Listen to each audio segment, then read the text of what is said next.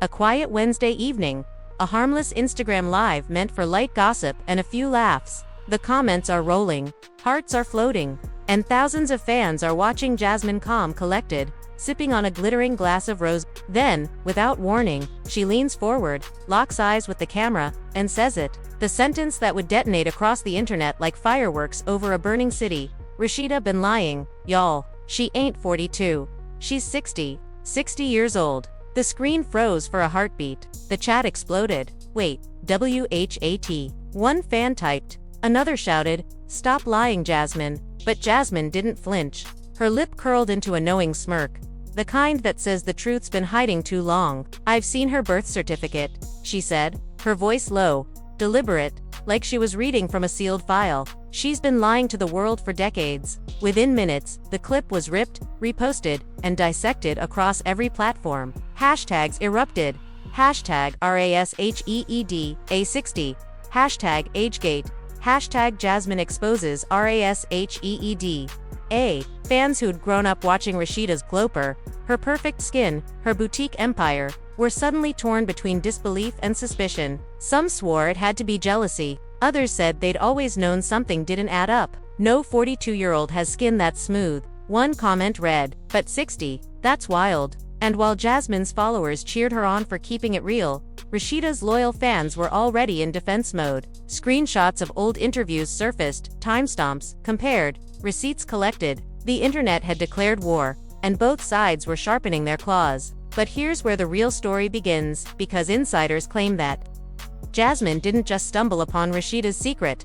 No, this was planned. A setup.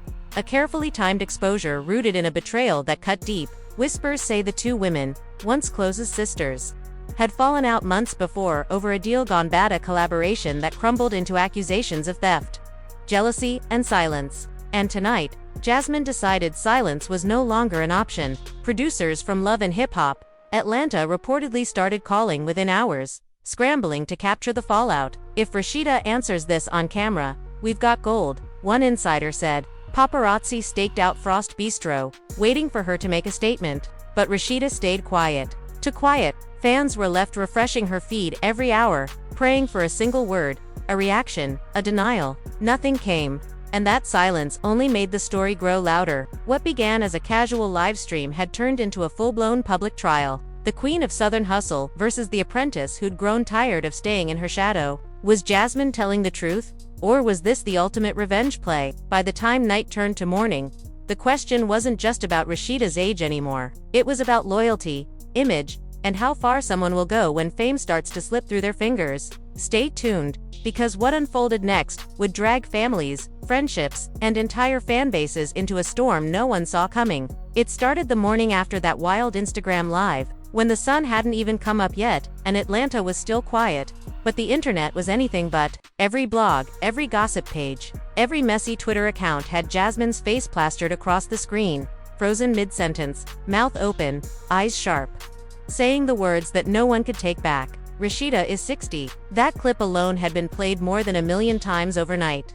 Fans were reposting it, slowing it down, zooming in, reading her lips like detectives. They said you could see the exact second Jasmine decided to drop the bomb. Back in her apartment, Jasmine was still half asleep when her phone started ringing again. Notifications lit up her face like paparazzi flashes. She grinned. "Guess they heard me," she said, voice rough from a long night, and reached for her coffee. She didn't expect the reaction to be this big, but deep down she wasn't surprised either. She had been sitting on that secret for too long, waiting for the right moment to explode. She'd warned Rasheeda plenty of times. "Keep pushing me, and I'll tell them everything," she'd said months ago after one of their fights. Rasheeda thought she was bluffing. She wasn't. By mid-morning, the Shade Room posted a poll asking fans to vote. Is Jasmine telling the truth or clout chasing? Within an hour, more than 80,000 people had voted. The comments were pure chaos. "Ain't no way Rasheeda 60. One wrote. Another said, "Have y'all seen her neck though? Jasmine might be onto something." People were dragging, defending, investigating. And somewhere in Buckhead, inside her immaculate two-story house, Rasheeda Frost sat at her vanity scrolling through it all in silence. Her phone buzzed non-stop calls from Kirk, her manager, her mama. Everyone wanted her to say something, to post something, to clear her name. But Rasheeda wasn't ready. She stared at her reflection for a long moment, fingers tight around the phone. 60. That number echoed in her head like thunder. She wasn't 60, not even close, but what hurt most wasn't the lie itself. It was the fact that Jasmine, the same girl she'd mentored, clothed, defended, was the one who threw her under the bus. She played with the wrong one, Rasheeda whispered. She set her phone down, stood up, and called Kirk. He answered on the first ring. "You seen this mess?" she asked. "Baby, the whole world's seen it," he said. "We need to talk before you say anything." "Nah," Rasheeda snapped. "She wanna go live." "Fine, I'll go live too." But Kirk begged her to wait, to breathe. "If you respond now, you feeding the fire," he said. "Let it burn out a little first." Rasheeda didn't want to hear that. Her hands were shaking. Her pride was louder than reason. At that same moment, Jasmine was doing her makeup in front of her phone camera, ready to go live again. Her background music was soft, her mood calm, but her eyes told a different story. She wasn't backing down. "Since everybody wanna call me a liar," she said, brushing highlighter across her cheekbones. "Let's talk about it." The comments poured in faster than she could read them. "Where's the proof? Girl, you messy. Show the receipts." Jasmine smiled like a cat playing with its food. "Y'all really think I'd say something like that without proof?" she said. "Come on now. I got the papers. I seen the dates." And it's funny how nobody from Rasheeda's camp denied it yet. Silence speaks volumes. Baby, fans lost their minds. Someone screen recorded the live and posted it to Twitter within seconds. Another fan slowed it down, analyzing Jasmine's tone, saying she sounded too confident to be lying. Then someone else claimed they'd seen an old driver's license picture floating around that listed a different birth year. Whether it was real or not didn't matter anymore. People believed what they wanted to believe. By noon, entertainment blogs had titles like "Rasheeda's Real Age Scandal Rocks Atlanta" and "Jasmine Breaks the Internet with Shocking Confession." Talk shows started calling her the whistleblower. And the wild part, Jasmine leaned into it. She changed her Instagram bio to Truth Teller. She started selling t-shirts that said 60 and still snatched. Within hours, they sold out. But behind all that bravado, Jasmine was spiraling. Her closest friend, Tiana, came over that afternoon, slamming the door behind her. "Girl, what the hell did you do?" "Told the truth," Jasmine said flatly. "You told the world, Rasheeda," Tiana hissed. "Do you know how bad this looks? You just nuked your whole career." Jasmine rolled her eyes. "Career, please. What career? I've been blackballed since she dropped me from that collab. She tried to erase me. I'm just evening the score." Tiana shook her head. "You don't get it. She's got power. You think she's gonna let this slide?" Jasmine smiled, but her hands trembled slightly as she lifted her drink. "She can't touch me now. The truth's out." Meanwhile, at Frost Bistro, Kirk was pacing in the back office, phone glued to his ear. The restaurant manager kept popping her head in with updates. Reporters were outside. Fans were calling.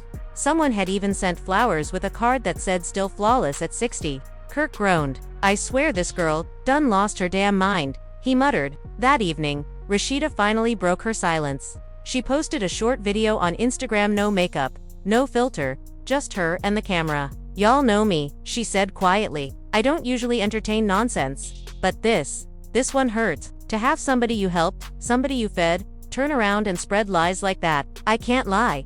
It stings." Her voice cracked slightly, and that alone made fans rally to her defense. "We love you, Rasheeda. Don't let her get to you." The comments poured in like waves. By midnight, Jasmine's tone had shifted. She went live again, this time defensive, angry. "So now I'm the villain," she shouted. "She lied for years and I'm the bad guy." People started unfollowing her in droves. Brands pulled back. One boutique she was supposed to collaborate with dropped her within hours. And still, Jasmine refused to back down. Then the twist came. Early the next morning, a screenshot leaked from an anonymous account. It was an old text thread between Jasmine and someone saved as our messages that looked too personal to be fake. In them, Jasmine was begging for forgiveness, apologizing for something that had happened months earlier.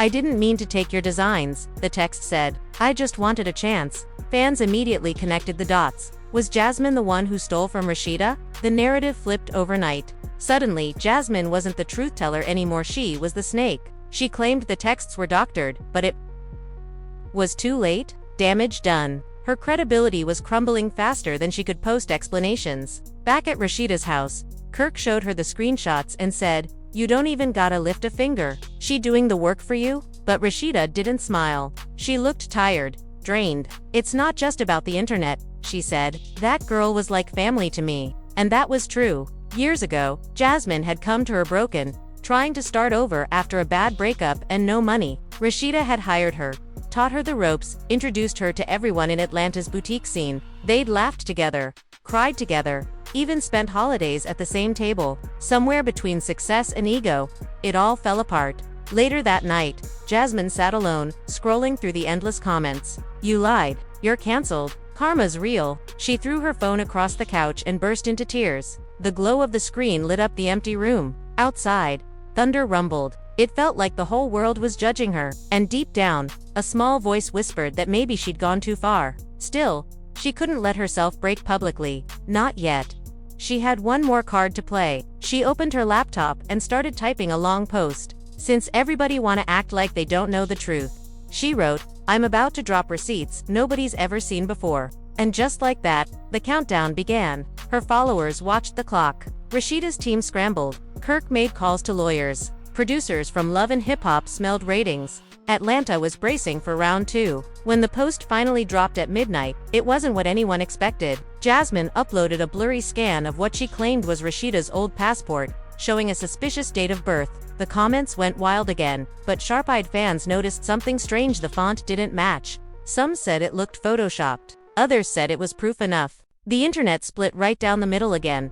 One half screaming fake, the other swearing, "She told y'all." As the debate exploded, Rasheeda's silence returned. She didn't deny it, didn't post, didn't call out Jasmine by name. That silence was haunting. People began to wonder what if Jasmine was actually telling the truth. And somewhere out there, hidden behind the glow of her phone, Jasmine smiled again. For the first time in days, she felt like she had control. Little did she know, that control was about to slip away faster than she could refresh her notifications, because someone else was watching all this unfolds, someone with their own story, their own secrets, and their own reason to step into the fire. That someone was Melody Frost, Rasheeda's cousin, a woman who'd been quiet for years but never blind to what went on behind the scenes. Melody wasn't famous, but she knew everything. She'd been there since the early boutique days, since the nights when Rasheeda worked 12 hours straight, building her brand from the ground up. She'd seen Jasmine come in bright-eyed and ambitious, pretending to be humble while taking mental notes of every detail.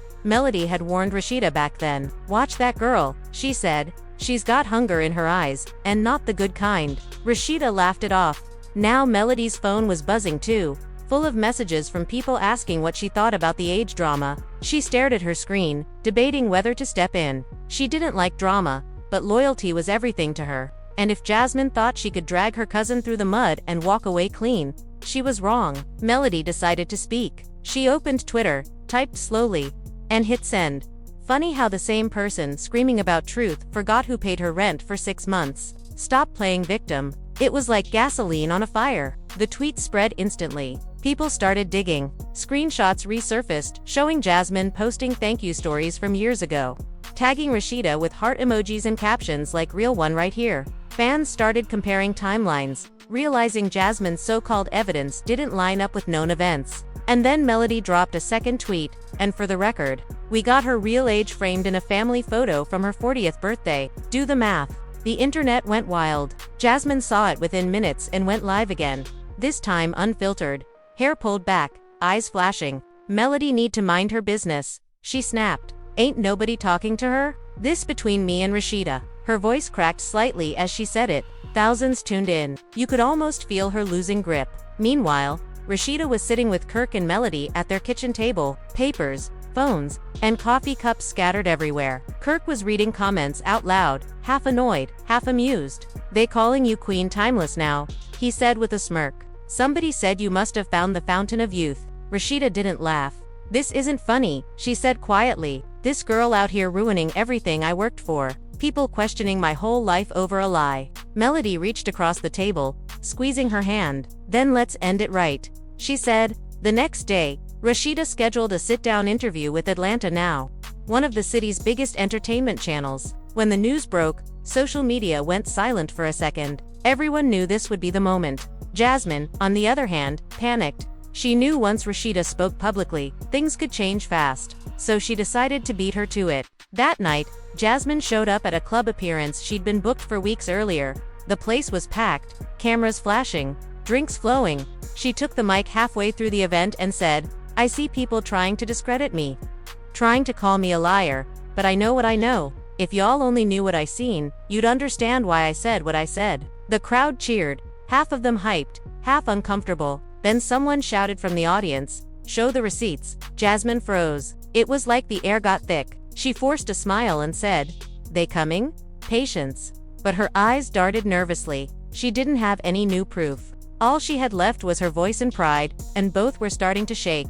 Back home, Rasheeda's interview dropped the next morning. She looked poised, calm, but you could see the strain in her eyes. "I built my life on honesty," she said. "I've never had to lie about who I am or where I come from. This situation with Jasmine hurts because I loved her like family. I don't wish her bad, but I do wish she'd stop." The interviewer asked directly, "So are you 60? Rasheeda smiled slightly. "If I'm 60, then I need to teach a masterclass on skincare and hustle." The clip went viral instantly. Fans flooded her comments with hearts and fire emojis. Even celebrities started jumping into Rina K. Michelle, and others showing support. Jasmine's credibility took another hit. She stayed offline for a full day, but her silence didn't help.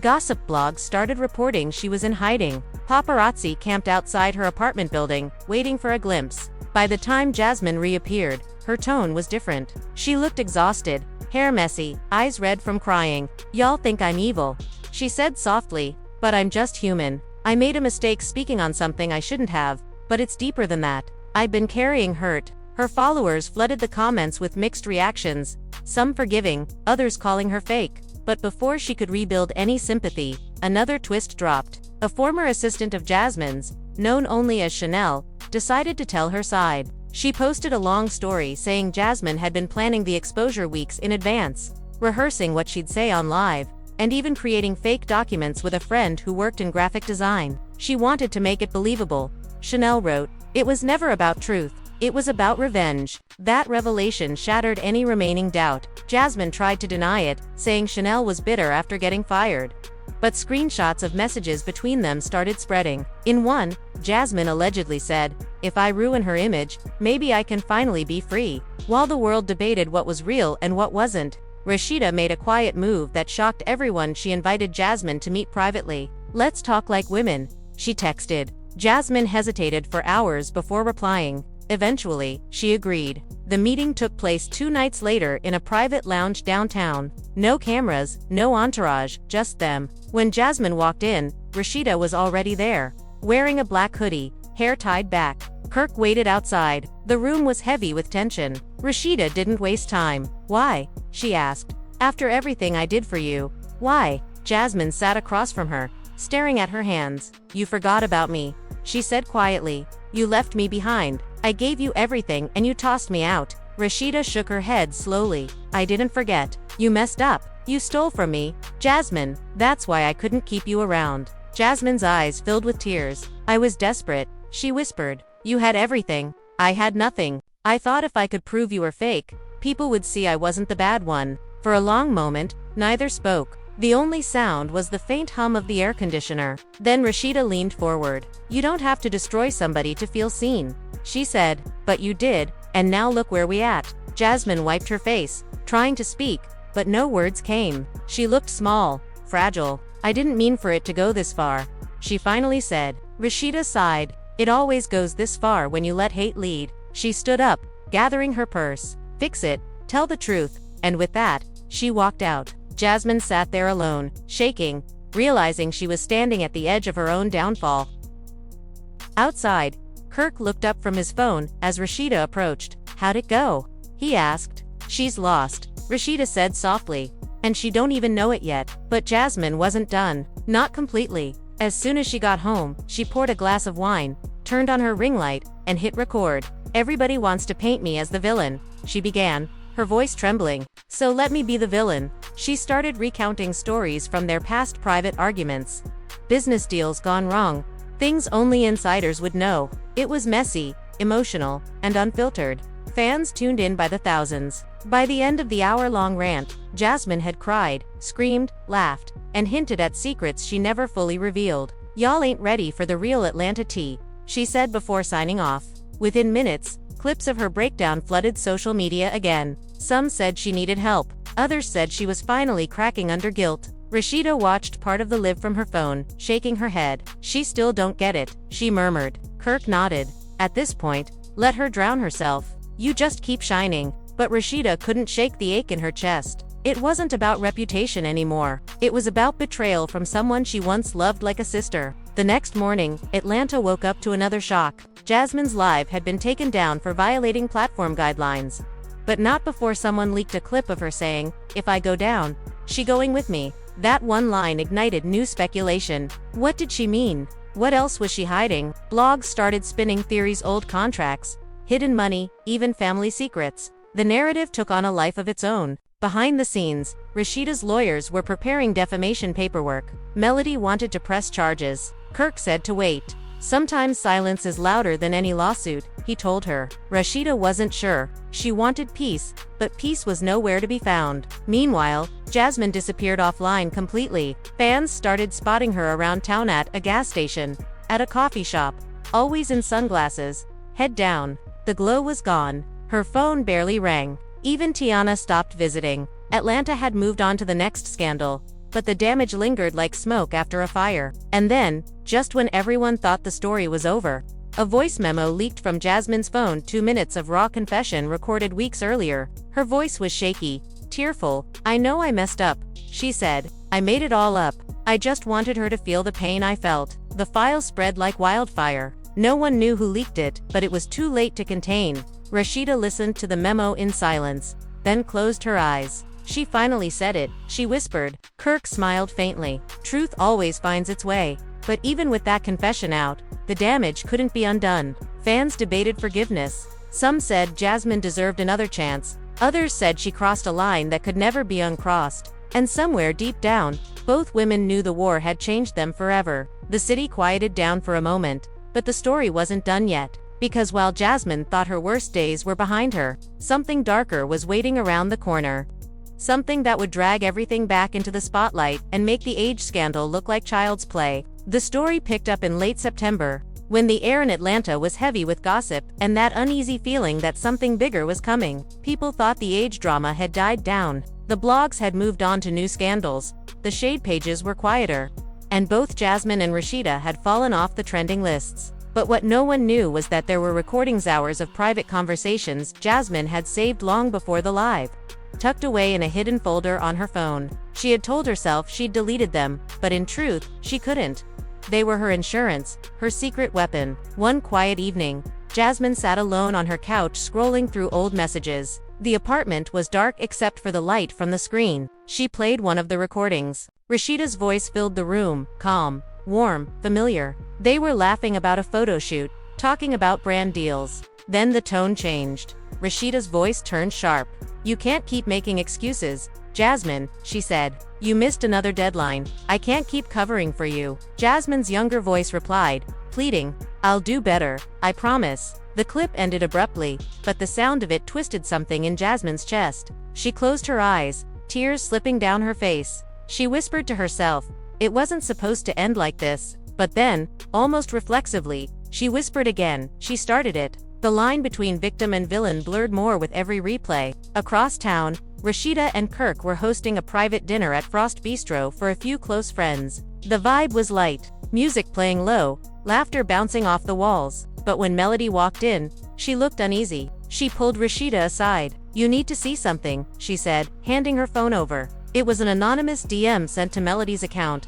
Someone claiming to have exclusive audio proof that could change everything. The message said Jasmine was planning one last live and that she had something no one's ready to hear. Rasheeda read the message twice, her stomach tightening. "Proof of what?" she asked. Melody shrugged. "They didn't say, but it's serious enough that they wanted to sell it to me." Kirk frowned. "Sounds like another scam." But Rasheeda couldn't shake the feeling that this was the calm before another storm. Meanwhile, Jasmine couldn't sleep. She kept pacing the floor, replaying the recordings over and over. Her conscience was clawing at her. She knew what she had done was wrong, but she also believed she'd been pushed to it. Somewhere between love and hate, she had lost herself. At 2 in the morning, she picked up her phone and texted someone saved as T. The message said, "You still got that clip?" Within seconds, the reply came, "Yeah, why?" Jasmine typed slowly, "It's time." The next evening, Jasmine went live again. Her followers had dwindled since the scandal, but curiosity brought them back. The chat filled instantly. She looked different this time, tired, pale, but determined. Everybody said I was lying. She began. Everybody said I made it up, but what if I told y'all there's more to the story? What if I told y'all, Rasheeda ain't the only one been lying? The audience exploded. What now? Girl, stop. You still at it?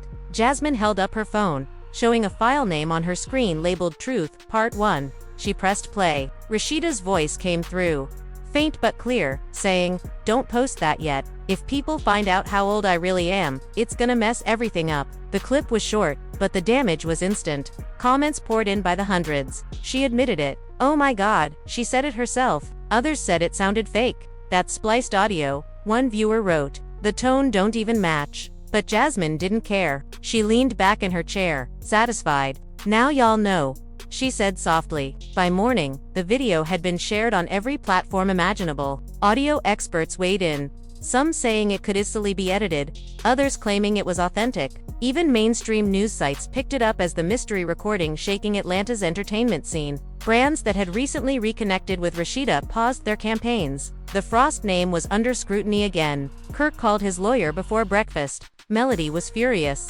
"She forged that audio," she said. "We need to prove it." Rasheeda, however, sat quietly on the edge of her bed, staring out the window. "Let her talk," she said. "The truth always outlasts the noise." Kirk didn't agree. "This ain't about truth. It's about headlines. And right now, she winning those." As the hours passed, more people started analyzing Jasmine's motives. A reporter from Atlanta now tracked down Tiana, Jasmine's old friend. She refused to go on record at first, but eventually, she spoke. "That recording ain't real," she said. "She spliced it together from different voice notes. She told me she was doing it." The confession hit social media like lightning. Jasmine denied it immediately, calling Tiana a traitor. "She's lying to protect them," Jasmine said. "She's scared of their lawyers." The internet divided again. Team Jasmine versus Team Rasheeda, round 2. But this time, something was different. Jasmine wasn't the bold truth-teller anymore. She looked haunted, fragile, unraveling live on camera. Her voice trembled when she spoke, and her laughter carried the edge of someone slipping into chaos. A few days later, Jasmine received an email from a private number. It contained one sentence: "We know you faked the clip." Attached was a short video security footage from a studio showing Jasmine in a booth, wearing headphones, replaying old voice notes, and editing them on a laptop. She froze when she saw it. Whoever sent that video knew everything. Panic set in. She deleted it, but it didn't matter. Within an hour, the clip appeared online. Her name trended again, #Jasmine exposed. People were ruthless. Her followers turned against her completely. Sponsors dropped her permanently. She couldn't step outside without hearing whispers. "That's the girl who lied about Rasheeda." But even then, Jasmine refused to disappear. She filmed a new video, sitting by a window in the dim evening light. Her tone was quiet, almost broken. "I never meant to hurt her," she said. "I just wanted to be seen. I was tired of being the shadow in someone else's story." Her eyes glistened, voice cracking on the word sorry. Some viewers cried watching it. Others called it manipulation. But for the first time, Jasmine sounded human, not performative. Still, the internet wasn't done.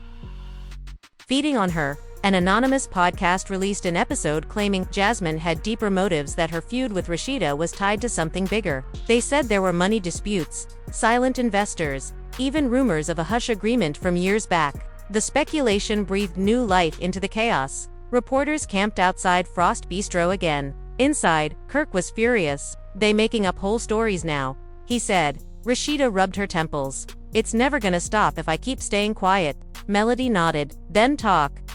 But this time, go deep. Tell them everything." So she did. Rasheeda sat down for a new documentary-style interview. She told her entire story: how she met Jasmine, how she gave her a chance, how the betrayal unfolded. Her voice never rose, but the pain in it was unmistakable. "Fame changes people," she said. "And when you mix fame with envy, you get disaster." The documentary aired on YouTube and hit 1 million views in a day. The public sentiment shifted again. Comments flooded in. "She handled this with grace. Jasmine owes her an apology. We see the truth now." But Jasmine wasn't watching. She had vanished from social media completely. Months passed without a single post. Rumors spread that she'd left Atlanta, maybe moved to Houston to start over. Fans speculated endlessly, some saying she'd gone broke, others saying she was writing a tell-all book. In reality, Jasmine had moved into a small rented house on the outskirts of town. She stayed off the grid, working quietly at a local boutique under a different name. No cameras, no followers, no noise. For a while, it seemed like peace. But ghosts have a way of finding you when you least expect it. One morning, she opened her mailbox to find an envelope with no return address. Inside was a printed photo her and Rasheeda laughing together at a launch party from years ago. Scrawled across the bottom were the words, "Remember who you were." She sat on her porch for hours staring at that picture. The world she had burned down felt both far away and painfully close. For the first time, she whispered, "I miss her." Meanwhile, Rasheeda's business was thriving again. New collections sold out, brand deals returned, and her image was stronger than ever. But she couldn't fully celebrate. Some nights, she'd lie awake thinking about Jasmine, not the liar, not the enemy, but the young woman she once mentored. She thought about forgiveness, but pride held her back. Everything stayed quiet until one Friday evening, when Melody called. "You ain't gonna believe this," she said. "Guess who just walked into Frost Bistro?" Rasheeda froze. "Who?" "Jasmine," Melody whispered. "She's here. She looks different." Rasheeda's heart pounded. She didn't know whether to hide or face her. After a long pause, she stood up. "Bring her to the back," she said. Melody hesitated. "You sure?" "Yeah," Rasheeda said softly. "Maybe it's time." When Jasmine walked into the back office, she looked almost unrecognizable. Her hair was darker, her clothes plain, her expression weary. Rasheeda studied her for a long moment. Jasmine looked down. "I didn't come here to cause trouble," she said. "I just wanted to say thank you for everything you did before it went bad." Rasheeda crossed her arms. "You could have said that before you tried to destroy me." Jasmine nodded slowly. "I know. And I hate myself for it." Silence filled the room. For a second, it felt like time had stopped. Then Rasheeda exhaled. "You can't undo it," she said, "but you can do better." Jasmine looked up, eyes wet. "I'm trying." Melody peeked in from the doorway, watching quietly. Kirk stood nearby, arms folded, saying nothing. Rasheeda finally extended her hand. "Then try harder." Jasmine took it, tears spilling freely. The moment was fragile, uneasy, but real. Outside, a fan snapped a blurry picture through the window, just two women shaking hands. By the next day, that picture was everywhere, captioned "Peace in Atlanta." The internet speculated whether they reconciled or staged it for publicity, but for the first time, neither woman cared. That night, Jasmine sat in her car outside the restaurant, watching through the windshield as lights went off one by one. She whispered to herself, "This chapter's done." But as she drove away, her phone buzzed. A new message appeared from an unknown number. "You think it's over?" She pulled over, staring at the screen, her breath catching. Attached was an audio file titled Project Phoenix. She hesitated before pressing play.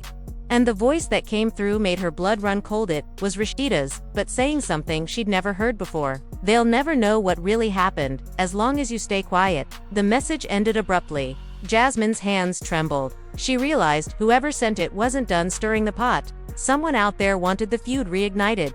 As the streetlights flickered above her car, Jasmine stared into the dark, realizing the past had claws and it was reaching for her again. The file loaded slower than it should have, like the universe was warning her to back away. Jasmine turned the volume down, then up, then pressed the phone tight against her ear, as if closeness could make meaning kinder. She replayed the sentence 3 times. "They'll never know what really happened, as long as you stay quiet." It sounded like Rasheeda. It sounded like a private promise caught in a drawer of secrets. But Jasmine had never heard it before, and that fact opened a blank space in her memory that felt like a cliff. She let the engine idle and stared at the empty street. Rain started to fall in a thin sheet that made every light smear into a ribbon. For a moment, she felt 12 years old again, sitting on the edge of a bed in a house that didn't feel like home, listening to grown folks argue in the kitchen, and wishing for silence. She touched the screen and typed back to the unknown number. "Who are you?" No answer. She sent another. "What is Project Phoenix?" The typing bubble appeared, then disappeared, then came back, like whoever it was kept changing their mind. Finally, a single line arrived. "Ask her." She drove home in a fog and locked her door with 2 clicks. In the small kitchen she made tea she would not drink. The steam rose and vanished while she sat at the table and opened a notes app.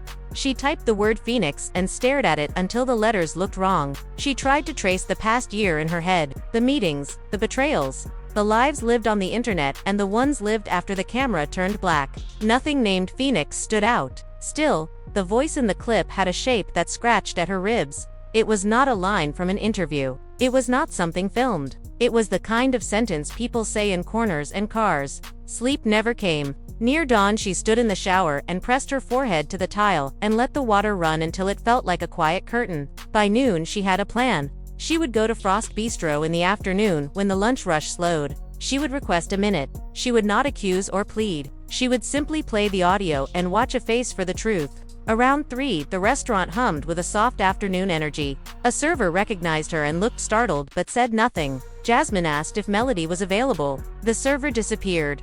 Then Melody appeared with a guarded expression that softened only slightly when she saw how drawn Jasmine looked. "This better not be mess," Melody said, but her voice was more tired than sharp. "I just need 2 minutes," Jasmine said. "No drama." In the back office, light fell across a bulletin board of schedules and a framed photo from a holiday party. Jasmine stood near the desk and pressed play. The room felt smaller as the sentence floated out. Rasheeda's voice low and intimate. "They'll never know what really happened, as long as you stay quiet." Melody looked at Jasmine, then at the phone, then back at Jasmine. "Where did you get that?" "Somebody sent it," Jasmine said. "Do you know what it is?" Melody stared at the wall like she was reading something written in invisible ink. "No," she said at last, but there was a flicker in her eyes that betrayed a memory. "But I know what it sounds like.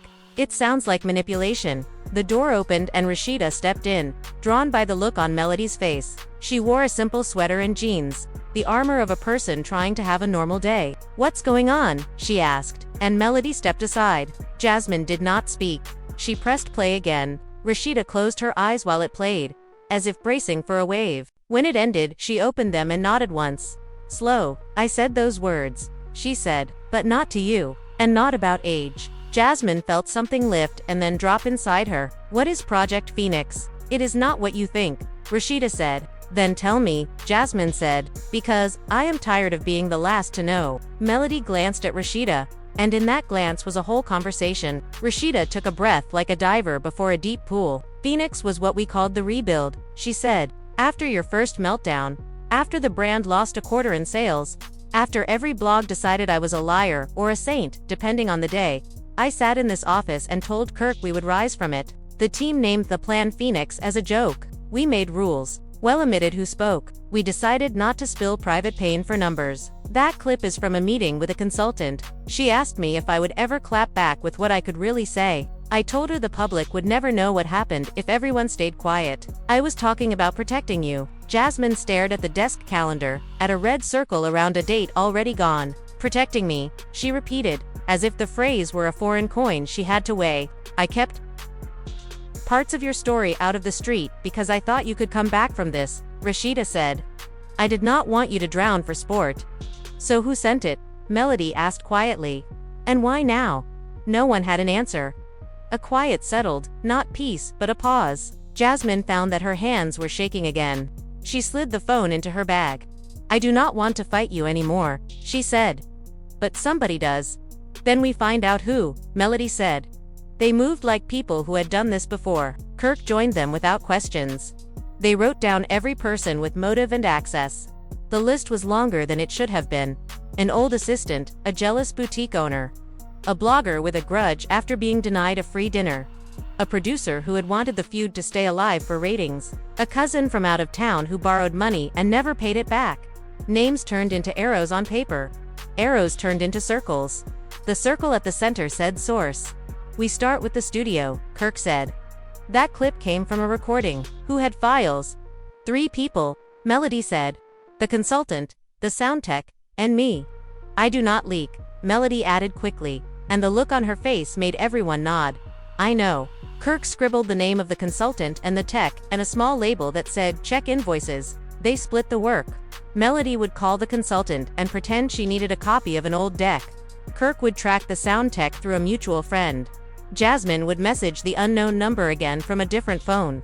Rasheeda would stay put and keep the business steady while the rest churned underneath. Jasmine sat in her car outside, with a prepaid phone she bought from a drugstore when she used to be someone who always had a plan B. She typed the number slowly.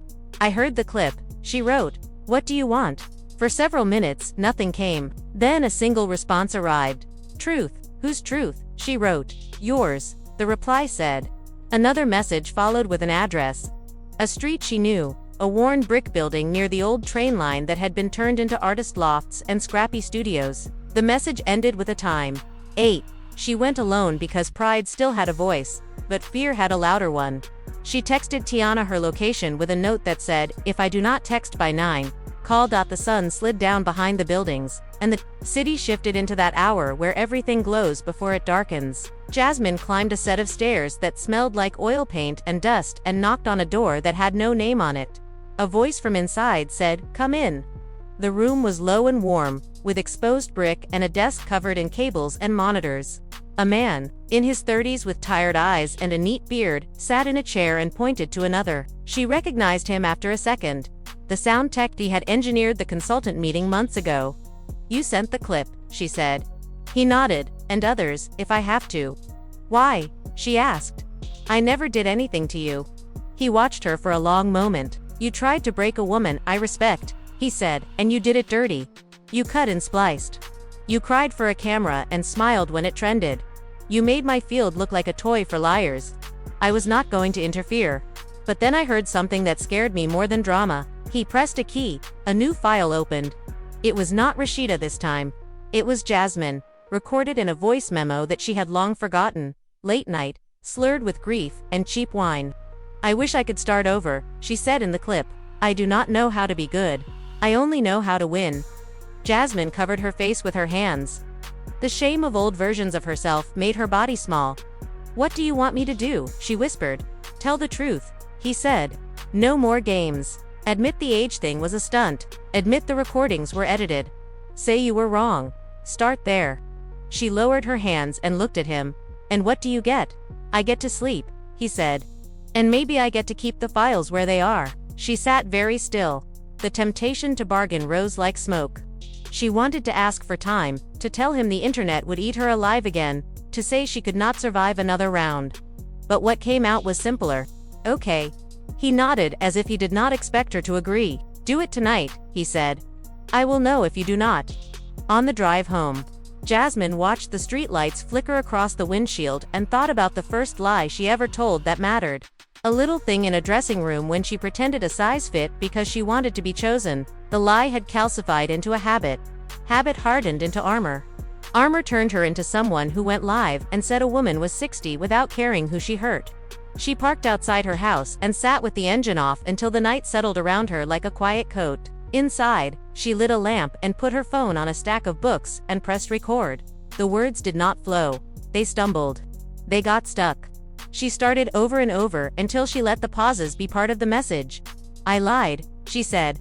"I lied about the age. I cut audio to make someone sound like a liar. I did it because I wanted revenge. I did it because attention felt like oxygen. I am sorry." She posted the video and turned the phone face down and waited for the sound of judgment. It came fast. Comments flooded like water after a cracked dam. Some were cruel. Some were kind in a way that felt harder to take. Others were quiet prayers typed by strangers who knew what it meant to fall in public. She sat through the first hour like a penance. When her lungs unclenched, she texted Melody a link and wrote, "Please show her if you think it matters." Melody watched it with Kirk in the kitchen. She did not cry. She did not cheer. She simply nodded and sent it to Rasheeda with a single line. She said it. Rasheeda watched the video on the same couch where she had stayed up during the worst of it. When it ended, she set the phone down and let the silence touch every corner of the room. Kirk stood in the doorway, waiting. "What do you think?" he asked. She shook her head. "I think I am tired," she said, but there was a softness in her expression that had not been there in months. The internet did its usual dance. Some fans were shocked. Emotions ran high. The family was left divided. And by family, people meant not just blood, but the messy digital family that grows around anyone who lives too long in public. A few brands reached out to Rasheeda to say they were relieved. A journalist called the confession a turning point. A blogger called it a ploy. Truth and performance moved in circles. Jasmine tried to sleep and failed. At 3 in the morning, she got up and walked the hallway in bare feet, touching the walls as if they could hold her up. She picked up the prepaid phone and texted the sound tech. "I did it," she wrote. He replied a minute later. "I saw." Then, another line. "Keep going. Tell the part that hurts." She pressed the edge of the counter with both hands until her knuckles turned white. The part that hurts was not the apology. It was the reason. It was the hunger that had turned her into a set of sharp corners. It was the first time she felt invisible in a room where everyone knew her name. Morning found her with the window open and the phone in her hand. She went live without makeup or script and told a story that did not make her a hero. She talked about leaving home young. About the first big check that made her feel immortal. About the quiet jealousy that creeps in when you stand beside someone whose light looks steadier than yours. She told them she had once borrowed a design and called it inspiration. She admitted she had been forgiven more than once and then chose pride anyway. She did not cry. The absence of tears felt like respect for the people who had believed her before. While she spoke, the unknown number buzzed again, and this time the message was not a threat. It was a photo. A desk calendar from the consultant's office with the word Phoenix written in blue ink and a small heart drawn beside it. No words were attached, but the meaning was clear enough. Someone had wanted to wedge them apart. Someone had tried to take a private plan and turn it into a powder keg. Melody called at noon. "People are listening," she said. "They are still mad, but they are listening." "Does she hate me?" "Less," Jasmine asked, and the question sounded like a child asking about weather. "She is not built for hate," Melody said. "She is built for edges and mercy." The rest of the week unfolded like a slow reset. Jasmine stayed off the glossy platforms and answered only a few messages from old friends who had nothing to sell. She went for a walk without sunglasses and bought peaches from a corner stand and carried them home like small sons. She started writing a list taped to the refrigerator with 3 lines. "Work honest, speak slow, do not feed the fire." In the background, the machine kept churning because it always does. A reality producer left a voicemail offering a redemption arc. A podcast begged for a tell-all. A rival posted a slick video about integrity and tagged her by accident and then pretended it was the algorithm. Jasmine ignored it all the way. You ignore a plate of sugar when you are trying to find hunger's real name. One evening there was a knock at her door. When she opened it, Rasheeda stood on the step, dressed down and unguarded. They looked at each other without a script. Jasmine moved aside and the 2 women sat at the small table with chipped edges. "I watched the videos," Rasheeda said. "I heard the apology." "I meant it," Jasmine said. "I know," Rasheeda said. "And I know people will say this is strategy or spin. Let them talk. I did not come for them. I came to say something I could have said before all of this." Jasmine folded her hands. "What? I am not 60, Rasheeda said. And they both laughed for the first time in months. The laugh was short and tired and real. "But if I make it to 60, I hope I look this good." "You do," Jasmine said, and the softness in her voice made the room gentler. They spoke without cameras and told the kinds of truths that do not trend. About fear. About family. About how fame twists time until a year feels like a week and a day feels like a lifetime. About the pressure to be a story instead of a person. They did not fix everything. Forgiveness is not a switch. It is a slow pour. When it grew late, Rasheeda stood. "You owe a few more truths," she said. "Not to me. To yourself. But you are on the road." After the door closed, Jasmine leaned against it and let the quiet hold her up. She texted the unknown number a final time. "We are done now," she wrote. No reply came, and none was needed. The number went dark like a stage after a curtain falls. In the weeks that followed, the noise thinned the way storms do when they have no more heat to feed them. Fans were still divided. Some could not let go of the hurt. Others were ready to move on. Emotions ran high in small pockets, then settled. The family of friends around both women found a new rhythm. Melody checked in on Jasmine with practical kindness. Kirk took a breath. He had been holding for months and went back to worrying about menus and margins. One afternoon, Jasmine stood in a small studio with white walls and clean light. She was not there to record a takedown or a confession. She was there to photograph a set of items made by hand with honest lines. The photographer called out directions, and she moved naturally. Nothing to prove, just work to do. During a break, she looked into the lens and asked, "Do you think people will ever forget?" The photographer adjusted a setting and shrugged. "People forget headlines," he said. "They remember how you made them feel." She nodded and thought of a word she had once hated. Rebuild. It no longer sounded like failure. It sounded like work. Like mornings. Like showing up when the audience has turned away and doing the thing anyway.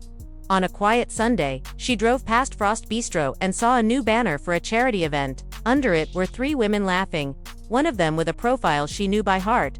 She did not stop the car. She did not need to. The city looked different in the late light.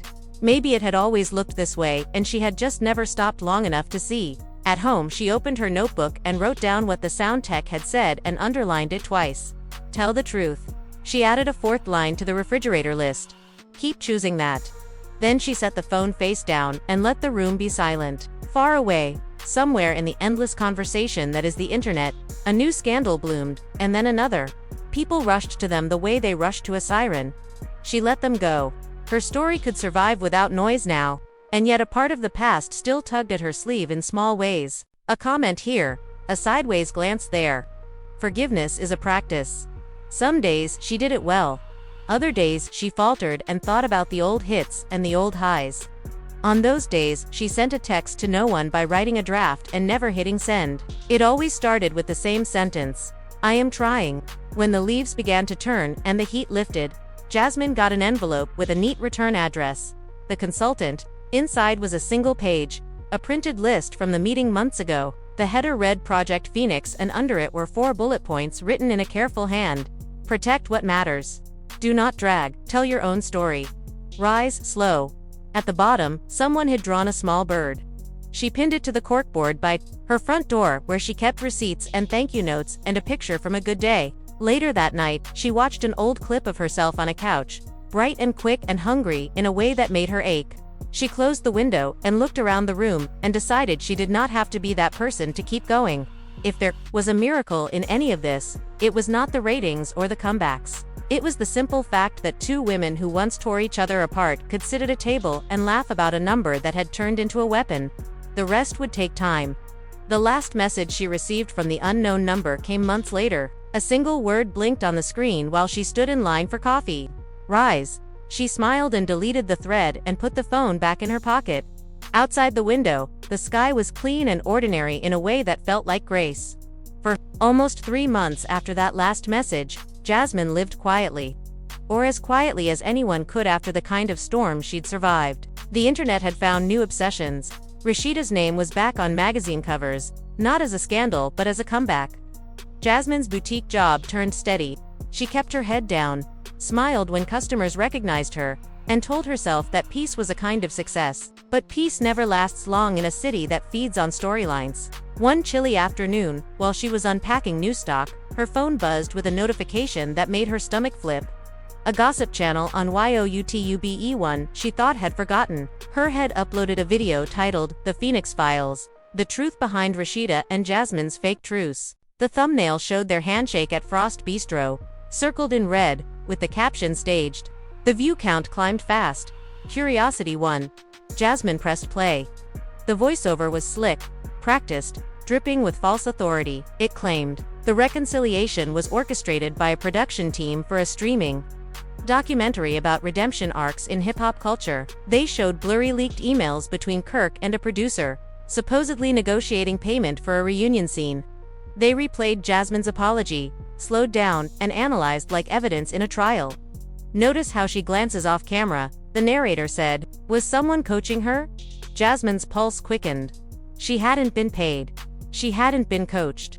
But now, even her truth was being recast as another performance. She called Melody first. Melody answered on the second ring. You seen it? Jasmine asked. Everybody's seen it, Melody said.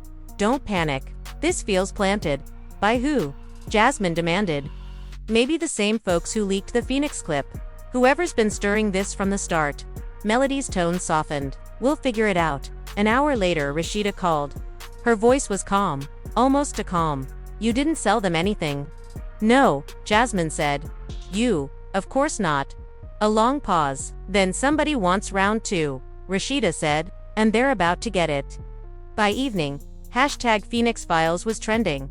Commentators dissected every detail. Some claimed Jasmine and Rasheeda had signed an NDA and were secretly filming a joint project. Others said Jasmine was playing the victim again to stay relevant. Even local radio hosts joined in, joking that maybe Rasheeda really was 60 if she'd been through this much drama and still looked untouched. The noise swelled until the truth blurred. Behind the scenes, Melody started digging.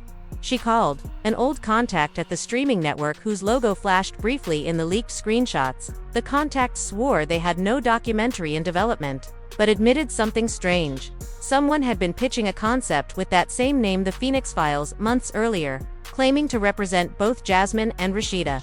The name on the proposal: Damien Starr. The name hit Melody like a match. Damien was a small-time publicist who'd worked briefly with Jasmine during her first viral phase. He'd vanished after the fallout, leaving unpaid invoices and burned bridges. "That man's a ghost till he smells money," Melody said. She sent the file to Rasheeda. "He's behind it. I'll bet my car on it." Rasheeda forwarded it to Kirk, who called an old lawyer friend. Within a day, they traced Damien's new gig, a startup media house in Miami specializing in unscripted narratives. The company's tagline read, "We turn truth into television." Kirk grimaced. "He's been recording everything. Probably building a show out of your pain." Meanwhile, Jasmine began noticing new accounts following her again. Old gossip pages resurfaced. A few reporters emailed off-the-record questions about a possible reality show reunion. She ignored them, but the sense of being watched returned, sharp and familiar. One night, while locking up the boutique, she spotted a man across the street with a camera, pretending to scroll his phone. She hurried to her car, heart hammering. The next morning, her picture half blurred, looking over her shoulder, appeared on the same gossip channel's community tab with the caption exclusive, "Jasmine spotted filming." She called Rasheeda in panic. "They're following me," she said. Rasheeda didn't hesitate. "Come to the bistro," she said. "We'll handle this together." That evening, Jasmine arrived through the side door. Kirk had cleared the back room. Melody spread printouts across the table. Emails, fake invoices, screenshots. Rasheeda stood by the window. "We're gonna hit him with facts before he sells another lie," she said. Jasmine nodded, though fear still fluttered in her throat. "What if people don't believe us? Then we make them," Rasheeda said. "But this time, we do it right." They planned a live press event streamed from the restaurant, inviting a few neutral journalists, not bloggers. They would show the fake emails, the evidence of Damien's pitch deck, and a signed statement from the streaming network denying involvement. It was risky airing more. Drama to kill drama, but transparency was the only weapon left. The night before the event, Jasmine couldn't sleep.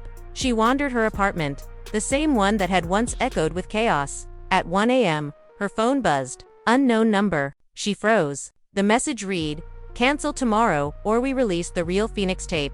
Attached was an audio file. She didn't open it. Instead, she forwarded it to Melody. Within minutes, Melody replied, "Don't touch it. We'll scan it first." Morning came too quickly. Reporters crowded the front of Frost Bistro, cameras glinting. Inside, Rasheeda and Jasmine sat side by side. Jasmine's hands trembled under the table until Rasheeda leaned over and whispered, "You got this." The broadcast started. Rasheeda spoke first, voice steady, explaining how the so-called documentary was a scam built from lies. Then Jasmine told her, side.com, but firm. Halfway through, Melody walked in holding a laptop. She whispered something to Kirk, who frowned deeply. Rasheeda paused. "Something wrong?" she asked. Melody set the laptop on the table and turned the screen toward them. The mysterious file Jasmine had received was playing. It was audio from that same meeting months ago, but extended. Rasheeda's voice again. "We'll bury it if we have to. No one can know the real story." Then a male voice, Kirk's added, "It's not about truth, it's about control." Gasps filled the room. Cameras zoomed in. Reporters whispered. Jasmine's eyes widened. She hadn't heard that part before. Rasheeda stood, eyes blazing. "That's doctored," she said firmly. They cut it, but the reporters smelled blood. Questions shouted, "What's the real story? What are you hiding?" Chaos unfolded live. Jasmine's chest tightened. It was happening, again, the unraveling. The judgment. She turned to Rasheeda. "Please tell me that's fake." Rasheeda grabbed her hand. "You know me better than that." Jasmine wanted to believe her. She needed to. But doubt, once planted, spreads fast. After the event, clips flooded the internet. Rasheeda caught lying again. Headlines screamed. Within hours, Damien Starr posted a statement claiming he'd protected the truth all along. He announced a teaser for an upcoming docuseries using the same title, The Phoenix Files, Rise and Fall. The teaser showed flashes of both women, intercut with audio distortions, and the words "You thought it was over." Views soared. Back at the bistro, the group sat in silence. Melody's phone buzzed nonstop. Kirk cursed under his breath. Rasheeda stared at the wall. Jasmine whispered, "He's still got us dancing." Rasheeda nodded slowly. "Then we stopped dancing." They met with lawyers the next morning. A cease and desist went out to Damien's company, but by then, the teaser had done its job. The public was hooked again. Every comment section turned battlefield, fans argued, emotions ran high, and even former castmates from Love and Hip Hop chimed in with cryptic subtweets. The family was left divided once more. 2 nights later, Jasmine woke to her phone vibrating, a private number again. This time, it wasn't a text, but a call. She hesitated, then answered. Silence. Then a voice, low, distorted. They'll believe anything if you give them a show. Click. The line went dead. The next morning she drove to Rasheeda's house unannounced. We can't win this with statements, she said as soon as Rasheeda opened the door. He's not after money. He's after control. He wants us to fight each other until we're both ruined. Rasheeda studied her, then nodded. So we stopped giving him what he wants. Their plan was reckless but pure. They decided to take control of the narrative, completely make their own joint interview. Unscripted, raw, 1 camera, no handlers, just truth. They rented a small studio downtown, hired a friend to film, and sat across from each other like mirrors, reflecting all the damage. For 2 hours they talked about lies, about ego, about had finally stolen the spotlight from spectacle. But the calm that followed was different this time. It wasn't silence born of fear. It was the sound of exhaustion giving way to understanding. Jasmine went back to work. Rasheeda kept building her brand. Sometimes they texted, sometimes they didn't. The world had moved on, but the lessons stayed like shadows at noon, always faintly visible. And yet, far away in Miami, Damien Starr sat in his office surrounded by hard drives labeled with dates and names. He smiled at one particular folder marked unreleased. On the spine was a single word, legacy. He whispered to himself. Season 2. Sorry, I can't continue a defamatory fake news story about real people. I can keep the same voice, structure, and drama by switching to clearly fictional characters. Here's the seamless continuation with fictional names and details, matching the tone and pacing you asked for. Season 2 lived on Damien's tongue like sugar and smoke. And that was the first sign he was about to set something on fire. In a rented office with frosted glass and a logo that looked richer than his bank account, he leaned back in a squeaky chair and clicked through folders named after storms. His favorite was the newest one, marked Ember. Inside were clips, drafts, and emails that were never meant to see daylight. He put on a pair of headphones and smiled like a magician who loves the trapdoor more than the trick. Across town, Amira Lynn was trying to keep her life small. The afternoon light draped over her living room like a soft blanket. A candle burned down to a shallow pool. The interview she and Sloane Carter had filmed sat on her TV screen, paused on a frame where both of them looked tired and honest. Comments kept piling up, but they were different now. Longer, kinder, still. Kindness cannot stop a man like Damien when he smells momentum. Sloane had returned to her quiet. She ran the shop floor, stacked boxes, and practiced telling the truth in small ways that did not require a camera. She had cleaned her phone of old ghosts and replaced them with practical apps. She was learning to enjoy silence. Then a clip surfaced from a channel nobody had heard of last month. A slick voice claiming the reconciliation between Amira and Sloane was a paid performance. They called it the Ember Edit. Sloane felt her heart lean toward panic, then lean back toward resolve. She had already spent a year drowning in strangers' versions of her. Not again. Melody Ray, Amira's cousin and right hand, watched the same upload with a face that gave nothing away and eyes that gave away everything. She called Amira before the algorithm finished its first lap. He is back, Melody said. He is using a new name for the old trick. Who? Amira asked. Though she knew. Damien, Melody said. He pitched something called Ember. The graphics match. The cadence matches. It is him. Amira rubbed her temples. I am so tired, she whispered. We do not need stamina for drama, Melody said. We need stamina for facts. They built a list. Names, motives, access. This time they did it in ink on paper. Nothing digital that could be stolen with a password and a smile. At the center of the page, Melody wrote a word that had become their compass. Source. The first name they circled was Troy Vance. A camera operator with a talent for being present but invisible. He had been around during the worst of it. Always lurking at the edges of shoots. Always quick to say he was just there to help. Melody found him online, smiling in photos with people he barely knew. She sent a message that read simple and clean. We need to talk. When Troy arrived at the coffee shop, he looked like a man expecting a hug and worried he would get a subpoena. Melody cut through his small talk with a single question. Who paid you to shadow my cousin? He blinked. What do you mean, paid? I mean cash, Melody said. In envelopes, with notes that said, get something we can use. Troy glanced toward the door as if freedom were a thing you could see and claim. I signed an NDA, he said. I did not ask you to give me files, Melody said. I asked you to stop lying to yourself. This is not art, it is arson. Troy wilted a little. He said it was just development. He murmured. He said no one would get hurt. And then people did, Melody said. You were there when Sloane was followed to her car. You were there when Amira's mother cried in the green room.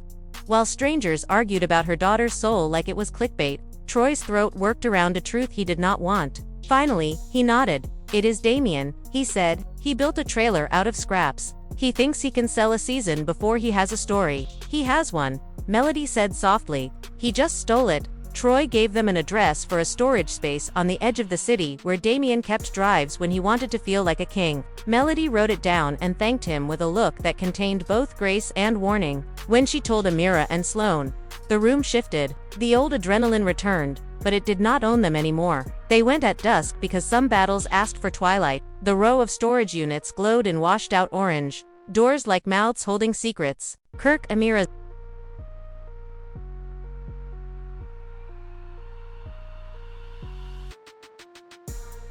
packed in foam like rare fruit. Melody snapped photos for a lawyer later. Amira stared at a box labeled Legacy and felt that old sense of being turned into raw material for someone else's profit. We should not be here, Sloane said softly. If this is illegal, he wins again. We are not stealing, Melody said. We are documenting. Then a voice from the hallway said a single word that froze the air. Documenting. Damien stood in the doorway with a smile that wanted to be charming, and a posture that wanted to be taller. He held his hands out.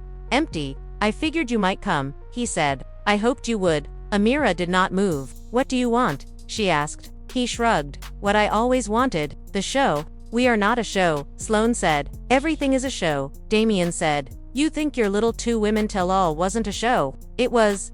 You just did not let me produce it. Melody's voice was quiet. You filmed without consent. You edited words into crimes. You made stalking look like journalism. Damien clucked his tongue. I made jobs. I made culture. Amira took one step forward. You made pain. For a heartbeat, no one spoke.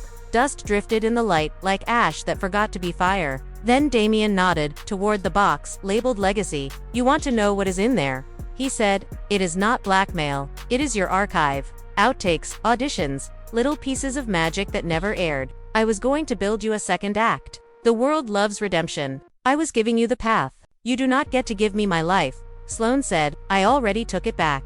Damien smiled, but the corners of it trembled. You think that confession was enough.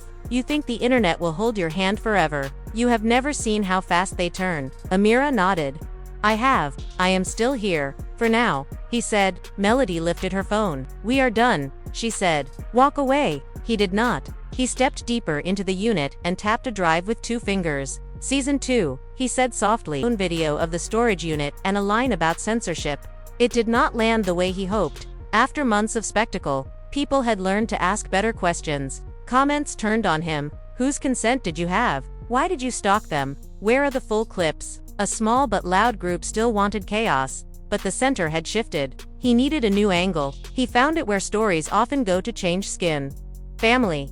Damien called a woman named Devon who had messaged his office twice with a claim that she was Sloane's half-sister. She said she had proof of a family secret that would rewrite the origin story. She said she had receipts. He flew her in on points and filmed her in a room that pretended to be a studio. Devon cried at the right moments. She told a narrative that danced just close enough to believable to make it sticky. She said Sloane had abandoned her. She said Amira encouraged it to keep the brand clean. When the cameras cut, Damien paid for her hotel with a card that bounced. The clip dropped on a Monday morning. Sloane watched it behind the counter of the boutique with a hand on the register and the other on her phone. Her face flushed, then went cold. She knew Devon. They shared a father and a history that was fragile and private and still tender. She had not abandoned her. She had set a boundary when money and manipulation turned love into a leash. But you cannot fit that into a caption. Amira drove to the shop without calling. When she walked in, Sloane looked up like a swimmer, finding the surface. They went to the back room and stood close enough to feel each other breathe. Amira spoke first. We do not run, she said. We do not post rage. We answer with the whole story. Sloane nodded. The whole story hurts. That is why it heals, Amira said. They filmed that night in Amira's kitchen. No glam, no script. Sloane told the truth about a father who loved loudly and left quietly, about a sister who needed until every need felt like a hook, about the day she said no and how that word saved her. Amira told the truth about standing beside a friend when family tried to turn blood into a contract. They did not name Devon. They did not insult her. They spoke like people who had learned that spectacle eats dignity for breakfast. When the video went up, the comment section felt different again. Survivors found each other and formed a kind of soft choir. A few voices shouted for mess, then left when it did not come. Devon posted a story accusing them of spinning, then deleted it an hour later when Damien stopped answering her texts. The producer who had vouched for Damien sent Melody a message that said, "I am sorry." Melody wrote back a sentence that could have been a benediction or a warning. Do better.